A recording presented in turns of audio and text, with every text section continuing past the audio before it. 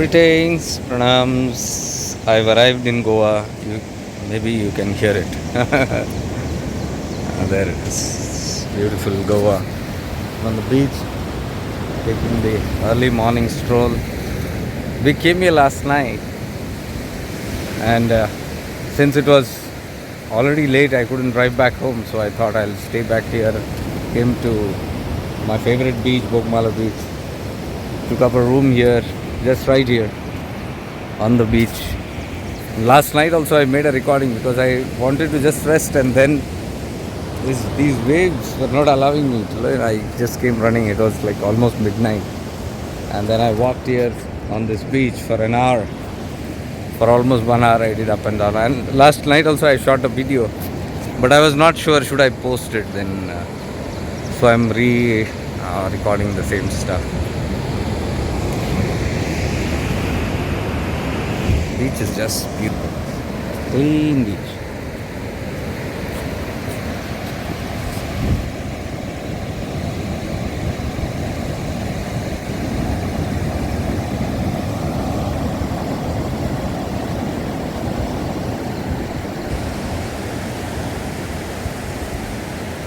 I'm taking a walk. It just rained.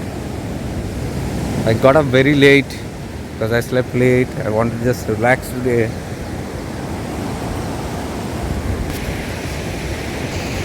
There once the whole trip was so beautiful, and we ended the trip yesterday. From the mountains I came to the seas. It's all nature and nature and nature. So much of purity, so much of cleanliness in the whole of even Uttarakhand. It's so simple, life is so simple. I would always say, if you want to take some time out and live in reality, then you must go to these places which is full of nature like this, preferably silent places where there is no noise, there is no falseness, just the truth of nature. You know the real meaning of Sanatan. This is Sanatan. You know the way these waves are crashing with each other. That's called Sanatan. Look at how clean the sand is.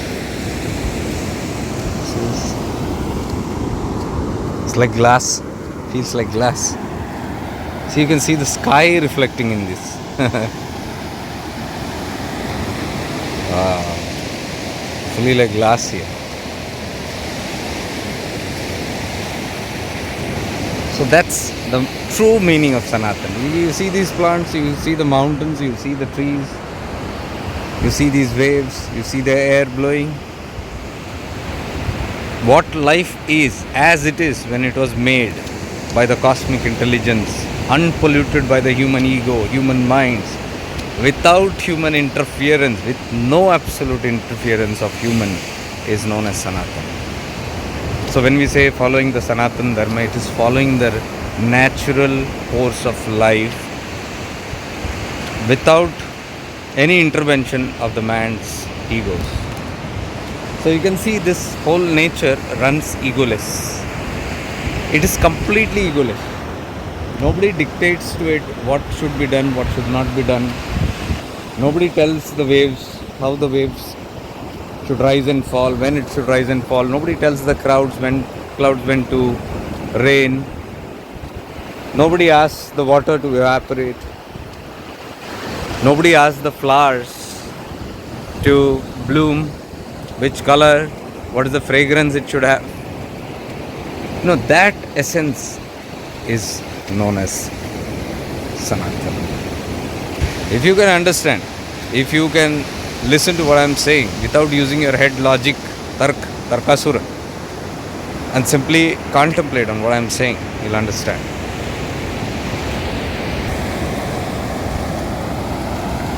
So it's very difficult that anybody will keep their mind aside and contemplate on what life is, the way it is. Look at this. These guys. Glass piece, it can hurt anybody. So what is naturally, without man-made nonsense? Man-made nonsense only pierces, hurts others. Do you see this? Can this do anything else other than hurt? This is the creation of man. So when man tampers into Sanatan, the real way of life, and defines how life should be, it has been polluted. So it's a very deep topic, and real meditators, real spiritual guys will deeply understand it. I would say that only great mystics understood it. I was deeply moved last night to hear the Samadhi of Avadut Siddhappa ji. I've met him so many number of times, had his blessings in so many ways. You know, one side of my heart felt no pain, because for us he was always there, right? He was always present. Where was he not there? I could connect to him from wherever I am just by thought, but at some times needed the body to be taken to his body. I never felt his absence. Even right now I don't feel absent of this great Avadhuta, who has been a great blessing in my life in so many ways. I have written about these mystics and I'll share when the time is right. Look at this. Wow.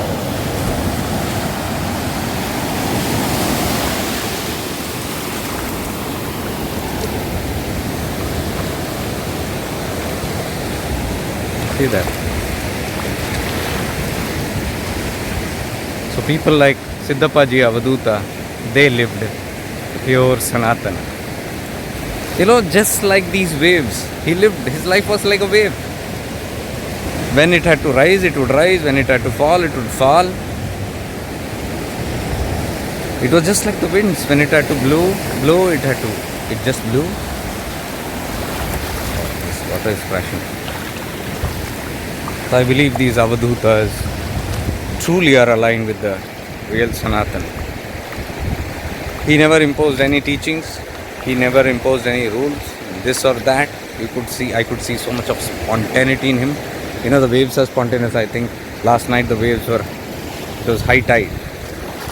It rained in the morning. So who tells all these things, you know? Nobody tells all these things.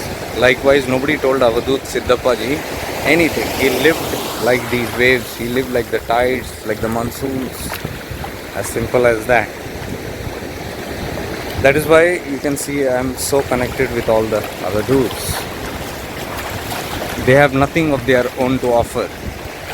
They are just a part of life. And if you cannot hear what the wind says, what life says, what the cosmic intelligence says, what Sanatan says, you simply have to look at these mystics who are one with Sanatan, who are one with that real nature way of life. No impositions of any kind, no ego of any kind, no I and mine of any kind. You know, very difficult to find that pure space. So you can see this whole trip that I had were to the places of these mystics like Mahavatar Baba, Haida Khan Baba. Haida Khan and Mahavatar Baba are almost the same. Huh? See, I got to throw this glass piece somewhere in the rocks here. I'm near the rocks, so that it doesn't come back.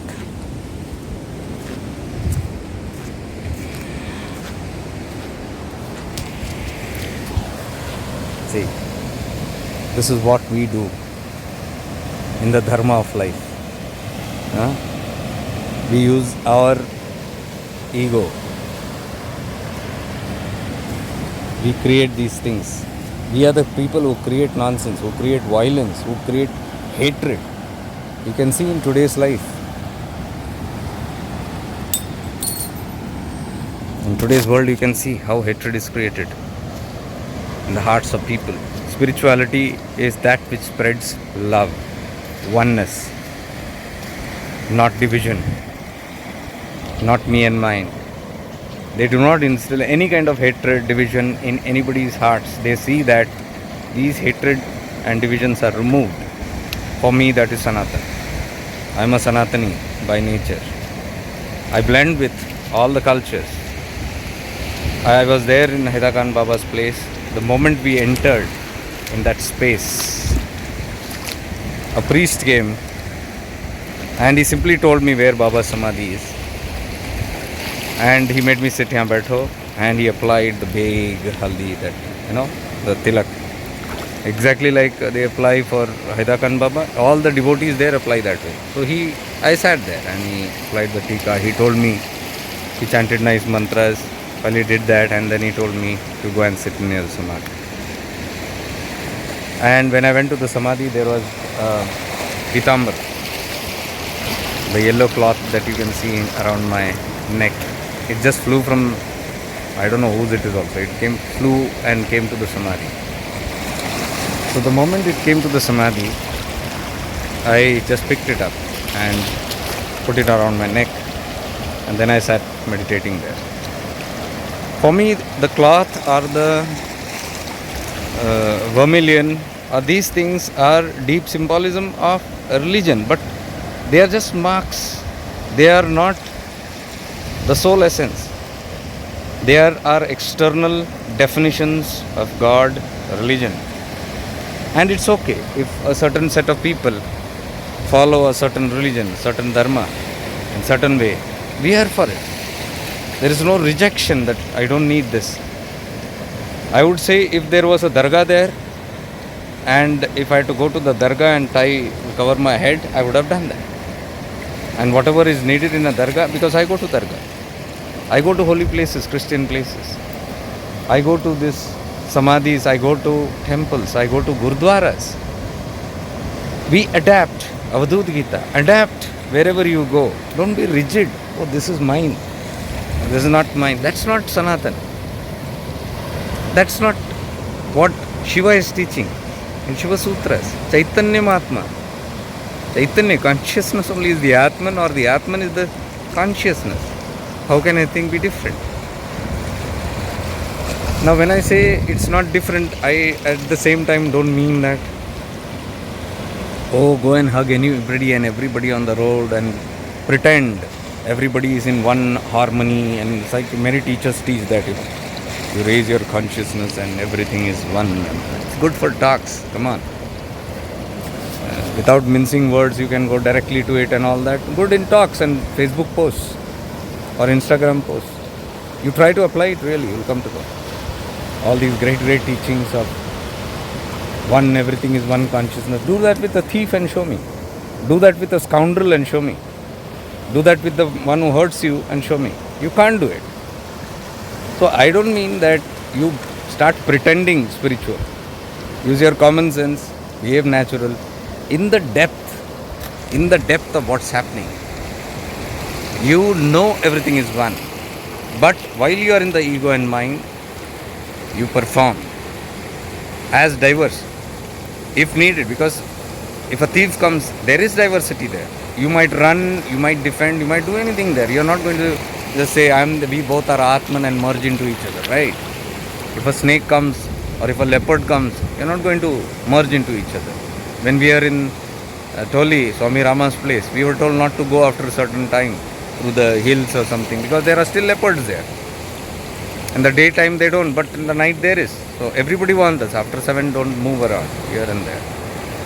Now, do I say, no, I am the Atman, Chaitanya Mahatman, and we are all one, and start moving in our harmony and all that nonsense? Definitely, if you do that, you will become one with the leopard. Your Atman will go into it. So, we are not talking all that nonsensical, great big talks. That is the problem with all the quotes that we keep posting. We have not experienced certain things. We have not understood certain tattvas. We are very eager to jump into conclusion and go to the end result and pretend we are there. No, there is. Ghisna padta hai aapko. You have to literally scrub yourself through life to come to an understanding and understand how to balance life while being in this body, mind, ego, and still perform And still to rise above it. When we say rise above it, inner you are risen, outer you are using your head, outer you do what you are supposed to do, outer you behave whatever you are supposed to behave, because everybody will not understand your Chaitanya Mahatma there. The lion will not understand, the dog might not understand, the thief might not understand, a crook might not understand, isn't it? So you have to understand that they don't understand. That is called accepting them. Okay, they do not understand, but I will understand that they do not understand, and I know why they do not understand what they have to understand. इतना समझ में आया? That's called acceptance. And acceptance doesn't mean just being love and showing your love everywhere. Love is from the inner harmony. When you look at things, you might look at a person who is hurting you or who's not well with you. You feel hurt by that person, or you might be even angered by that person. You might be having an argument with that person. Okay, fine. You might have it. But deep down in your heart, you know the oneness. You know that some play is going on, some karmic depths is going on, from which nobody can escape. Nobody can escape it. You have to live that drama. You have to undergo that drama. In spirituality, it is undergoing the drama without being caught up by the ignorance of not knowing it is drama. Are you getting the point? So that's why I embrace these mystics, because I don't understand any other language. I try to understand, but it's so complicated. The teachings of so many beings, they can be complicated when they do not align with the eternal Sanatan, with the ultimate truth. What is Sanatan? Oneness. So outside, see, now for example, you are going to a Gurudwara, or you are going to a Dargah, or you are going to a temple or a church. Now there are rules there. You have to wear this kind of clothes, or this is not allowed, that is not allowed. You simply adhere to it. Avadut Gita, become like a water. Adapt wherever you go. That is Sanatan. Adaptation is Sanatan, because you know in that Chaitanya only is acting, but in a certain way, in a colorful way. So somebody prefers to have the Pitambara and the Tilak. That's one representation of the Supreme God, and you fall in love with it. You have no objection to it. Yes, you embrace it. But some other places you go, it is something else. You embrace that also. That is called Supreme Consciousness. Without this realization, how can there be Atma Bodha? How can there be self-realization? When you hate another, when you divide another, how can there be self? Because the self is one wholesome understanding, a realization it is. So until you realize the wholesomeness and the oneness of everything, you are not even close to that stuff called self-realization. Self-realization doesn't come by hurting anybody else. Mukti, salvation, these are all talks, because we have not understood. We cannot keep on dividing each other, through hatred and eliminating. These words, they are so notorious. They are like terror causing. You catch people and eliminate them from the system, eliminate them from the planet. Arey, tumhare Bhagwan Shiv, tumhare Allah, tumhare Paramatma, tumhare God, they have not interfered into this. उन्होंने कभी नहीं बोला let me eliminate. Does Shiva eliminate anybody? Tell me, इतना अत्याचार होता है. So many asuras, they are still alive in people's heart, in the world, in so many ways, in the astral worlds. They are there, plus and minus, everything is there. Negativity is there. Lokas are there. You have the Tapoloka, Maharloka, up, Shivaloka, higher lokas you have, Siddhaloka, Swargaloka, higher ones, positive ones. And down you have Tal, Talatal, Sutal, Vital, Atal, Patal. What is that? Why can't Shiva just take action and go strictly with his Trishul and hit everybody and kill everybody there? Please understand, that's not how life functions. What is Shiva Tattva? Shiva Tattva is the one, that supreme being of consciousness who is simply aware of everything in his creation. He is Chidakasha. In the Chidakasha, there is good, bad and ugly. There are all religions. There are good people, there are bad people, there is a saint and there is a criminal. And when he sees everything the way it is, and he is understanding why somebody is a criminal, because they have chosen, their acts have gone wrong, and by which they have developed samskaras. And that samskara, psychic impression, is making them again redo those pravrittis, those wrongdoings. And even Shiva knows how one is stuck in their own cycle. And that is why Shiva says, I give you tantra, I give you yantra, I give you mantra, I give you the agam nigam shastras.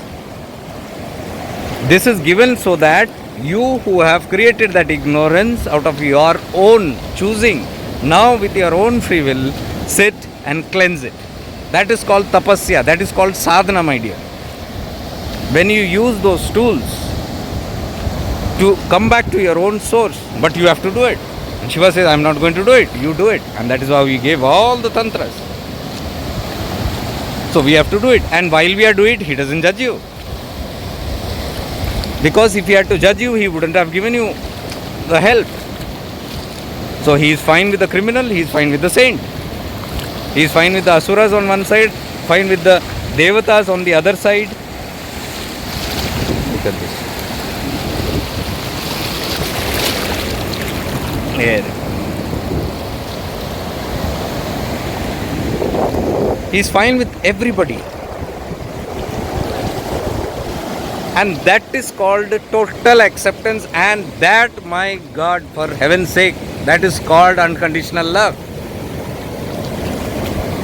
And we are bhaktas of Shiva, but we don't follow that. The tattva we don't follow. Here we are taking side of the asuras. We want to kill others. We want to eliminate others. Pakdo, sabko pakdo. Every country mein this religion, that ideology, we don't like this ideology, we don't like this philosophy, we don't like this kind of people, we don't like that kind of people. Pakdo, chase them, hunt them, kill them, massacre them, finish them. Let's be a true bhakta and remove them from the universe. He has not removed anybody from his universe. Who are we? Aren't we playing God? Aren't we smarter than God? And then we take the name of God and say he asked us to do that. He didn't ask us to do anything. He doesn't ask us to do any karma also. Good or bad also he doesn't say. Good you choose, bad you choose. You have consequences for both. When we choose good, we have good consequences. When we choose bad, we have bad consequences. And we only come back again and again to reap that consequences. And ये सब अभी reaping चल रहा है हमारा, my dear. We are here reaping our karmas. We are here reaping the ill results that we get from others. We have done something to them. They are doing now to us. We cannot be justifiers here at this time. अरे जब हमने किया ठीक, जब वापस कर्म आया तो we are gods. That's why I like to go to the mountains. I like to go to the seas. I like to go to the avadutas. कोई टेंशन ही नहीं. Here, listen, contemplate, meditate on their tattvas. I'm telling you, you have their guidance. The Guru Tattva is always active. They will always guide you. The Guru Mandala is always there. In some or the other form, they will guide you. You have only one requirement, pure intentions. Sattva Bhavana. That's it. You have very good intentions. You don't want to hurt anybody. Because that's the biggest intention. That's the, the biggest problem for all our karmas. Intention. If the intention is to hurt anybody, do any spiritual practice, become anybody's bhakta. If the intention and your action is hurting somebody, is polluting somebody's mind, is creating hatred, fear in somebody's hearts, it is not going to be a good karma. And we again come back to reap that. So right now we might not know, in ignorance we are doing. That is why Guru Tattva, Guru is needed. Why we say Guru Tattva is needed? Because sometimes we do not know what we are doing. We justify our actions. We justify our thoughts. And what is the use of Guru? Sometimes we have Guru sitting right next to us, but we will never listen to that Guru, right? Until the Guru also gets fed up of us and say, do what you want, I don't care. What can they do? Because it's all your own choices. Guru Tattva is there to guide you to what is right and wrong. But choice is yours. Forget the Guru, even the Shiva Tattva doesn't interfere. If you say, no, I am hell-bent, I will not breathe until I finish the last dirtiest person. That is kya hai? According to my, whoever is not convenient to me, whoever is not according to my way of thinking, and whoever is causing trouble to my ease of life, that only I call as wrong people, right? That's our definition, right? Wrong people. Anybody who doesn't follow what I follow, doesn't believe what I believe, we define as wrong. That is our definition, my dear. No Shastras talk about it. So, that's why I say read the Shastras, because Shastra to Pramana hai. Without Shastra, you cannot know what is right and wrong. There is, Shastras or the scriptures are your, confirmations. Whatever you know or do not know, you can refer. And when you refer, you know this is right or wrong. So Shastra ka gyan hona bahut zaruri hai. Scriptures, and all whom I have seen fighting in the name of religion or caste, creed, they do not know their own religion scriptures. A Christian can fight, but they might not know what are Jesus' true teachings. The Gnostic teachings, they do not know. An Islamist might fight, but they do not know the true message of Quran. A Hindu might fight in the name of Mahabharata or Bhagavad Gita, but they do not know what is the true essence of Bhagavad Gita and the true teachings of Krishna. They are all interpretations. We interpret everything according to our own whims and fancies. That is how everything has got polluted. That is why you must directly meditate on the scriptures. We do not know the Vedas, we do not know the Upanishads, we do not know any of the higher scriptures, but we say we belong to a certain religion. How can we belong to a certain religion or claim to be in a certain religion when we do not know the basics and foundations of that religion? I have done my research. I am not talking anything in the air. I am thoroughly done my research. You can ask me any questions on that. That's the reason we have satsangs. We have so many clarity sessions, because many times people are confused. They ask, what is this? What is this? Ask, clear your doubts. Take referrals from higher scriptures. Take referrals from all these great mystics, masters who lived that dharma. And you will see your life becoming beautiful. You that peace coming back to you. Otherwise you will not have peace. What is the use if you are doing all kind of sadhanas and you can't sleep? Your mind is not rested. You have all kind of physical illnesses. You have all kind of troubles arriving in life. Despite all your years and decades of sadhana, what is that sadhana doing to you? Sadhana is good, but first the foundation, the awareness, the consciousness, the awareness of what it is, the tattva bodha. And then you do your sadhana. With little sadhana you can excel. Otherwise you do any quantity of sadhana, but if you do not have the true awareness of it, you're not going anywhere. You can experiment. I have experimented all these things. And this 1 week has been tremendously beautiful and helpful, which I'll again go into depth with all these teachings in the coming sessions. So all those who are in shifting into awareness can tune in for the free sessions that we will be having. We will have 1 or 2 webinars also connecting to the deeper tattvas of these great mystics and the true teachings of spirituality. Simplicity, humbleness, love, generosity, compassion, oneness and peace. This is the message of spirituality. If these words that I told is not happening in your life, then it's time to recheck what you're doing. If you like to listen to what I'm saying, it's your choice. I cannot change your choices. But those who feel connected to what I'm saying, what I've been saying all these years, you're most welcome, and deepen your experiences. You'll see a very deepening experience. You'll see directly God, Guru, the mandala in your own chamber, in your own space. I can assure you that. You can find all this inside. But if you are too fascinated with the outside, then there is still time for you. Whenever you're ready, you're most welcome. You can join and deepen your simple practices. And what I teach mostly is the Bhairav Tattva, Bhairav sadhanas. And they are not the Ugra ones, they are very deep, internal awareness ones. All by the grace of the Almighty, grace of the Guru Mandala, the grace of so many mystics that we had. Avadut Siddhapaji left his body, but he can never leave. He can never leave. So I'm not grieved at one point. The only thing is, physically there is no drama to play now by meeting them. That's all. But internally there is no absolute sadness or difference. So I think it's time. My lecture went little long. बोलते हैं लोग क्या lecture हमारा काम ही है, पैदा ही हुए lecture देने. And some feel it's lecture, some feel ज्ञान फैल रहा है.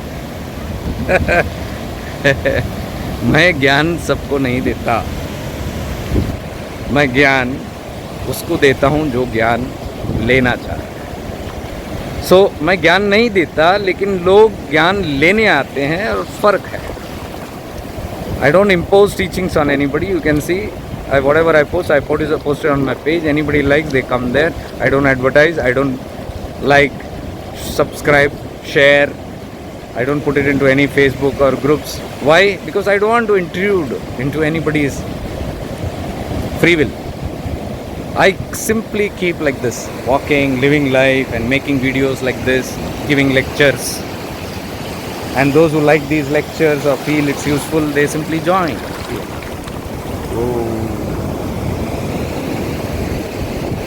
So I'm going for my breakfast and then I'm going to my friend's place again, meet them all, and before I drive back home. Much love and light to all of you. Stay blessed. So here the breakfast is getting ready. Waiting for having my breakfast only.